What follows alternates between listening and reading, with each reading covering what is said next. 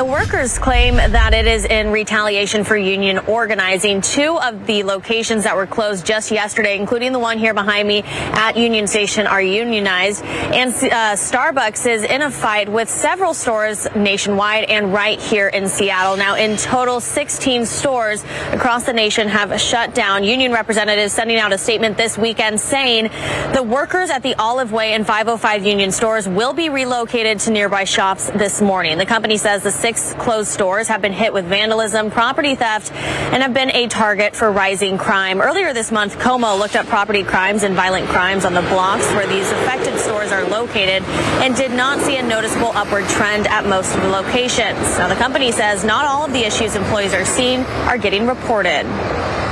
I was honestly insulted that they would say that this is about worker concerns, have workers say, no, we're not concerned actually, and then be told, no, you are concerned, that's why we're closing, end of discussion.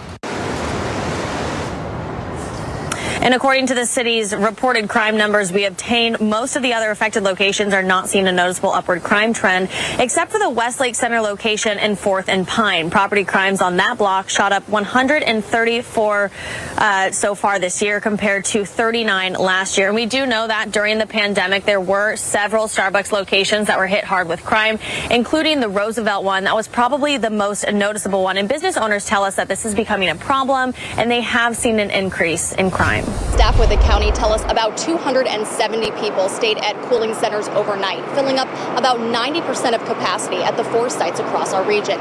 Some say they feel this could still be a useful resource going into tomorrow.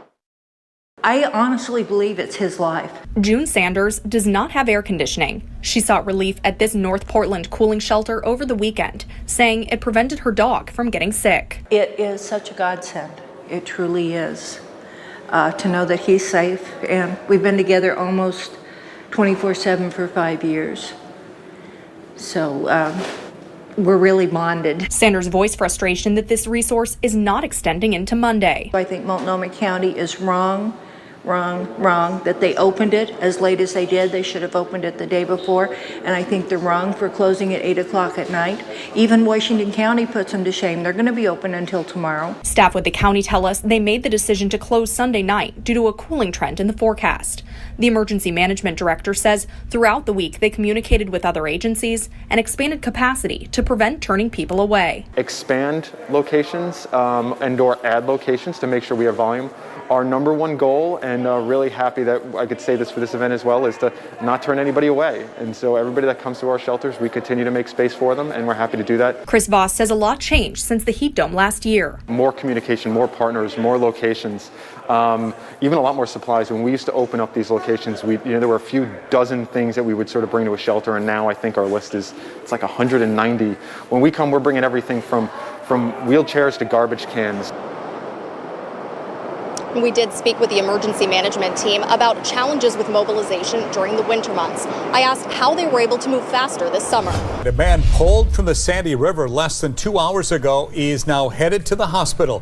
The Multnomah County Sheriff's Office says multiple agencies were called to Dabney State Recreation Area about 4 o'clock today. Corbett Fire deployed an underwater camera and located the man. But according to Gresham Fire, he'd already been under for 40 minutes. We have a gentleman who I don't know, apparently not a strong swimmer, wasn't ready for the river today, and he drowned. Crews say the man was not wearing a life jacket or any safety equipment. This, of course, is a developing story. Keep it live on Katu for new information as we get it. Thanks a lot for joining us, everybody. I'm Steve Dunn. And I'm Rick Asway for Deborah Knapp. Getting out on the water, a natural reaction on a hot day like this. We have team coverage for you tonight. Meteorologist Dave Selesky is tracking the latest on this excessive heat warning we're under. First, Joe English was at Oxbow Regional Park today, where a man drowned earlier this week. Several people were pulled from the water and taken to the hospital just yesterday. Joe, there aren't any lifeguards at Oxbow Park. Sounds like there should be. It sure does, at least to us anyway, so that's why we're asking the question. I'm told that that is something that Oregon Metro has talked about before and thought about, because Metro manages Oxbow Park, so perhaps there will be more thought and conversation, not just because of this week's drowning, because last year on the Sandy River there were 4 other drownings. So one thing that happened last summer American Medical Response provides trained lifeguards at High Rocks and at popular Glen Otto Park. Oxbow Regional Park does have signs telling people to be aware there aren't any lifeguards on duty. We've thought about it. It comes up often. Occasionally, we sort of think about what are the best ways, how do we manage 3.5 miles of wild and scenic river in our nature park. And so we've really been focusing on getting the biggest piece is awareness and providing those resources like free life jackets. Oxbow does have plenty of those free life jackets available and signs in different languages telling people about them. Some swimmers, though, and boaters too, don't think the lifeguards are necessary everywhere. I think we have the skills that we feel we need, and we're going to all be wearing life jackets today. I want everybody to be safe, so maybe for some people that would be helpful, but for us, we're good. The paddleboarder who drowned Wednesday at Oxbow didn't have a life jacket on. We don't know if he had one with him on his board, but Oregon law says anybody 12 and under has to wear a life jacket, and anyone older has to carry one on their rig, even a paddleboard.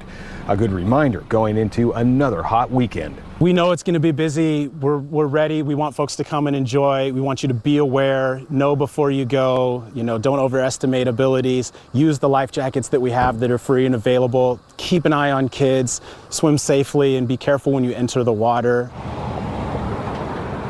Now, both the drowning at Oxbow and the rescue a day later credit some bystanders for saving lives in that one. They happened near the boat launch, one of the more popular spots along the river in Oxbow Park.